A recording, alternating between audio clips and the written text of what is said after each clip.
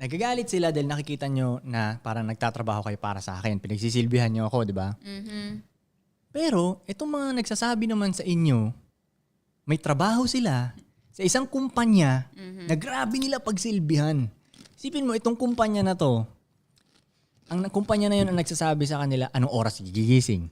At uuwi. Anong oras ka papasok? Anong dapat mong suotin? Anong dapat mong suotin? Yung kumpanya na yun ang pinagsisilbihan nila. Yung kumpanya na yun ang nagsasabi sa kanila, anong oras ka dapat kumain? At ito pang matindi. Ilang minuto ka lang pwedeng kumain. Yung break Diba? time. Isipin mo yun, lagi naman kayong magsasubmit sa kahit somebody. Diba? Siguro Mo hindi lang sila kung aware. sino. O parang naiinis yung mga ibang babae na nagsasubmit kayo sa akin. Habang sila naman nagsasubmit sa isang company. Oo. Company na walang pakialam sa kanila. Yes. Kasi unang-una, pag yumaman yung company na yun, kasama ba sila?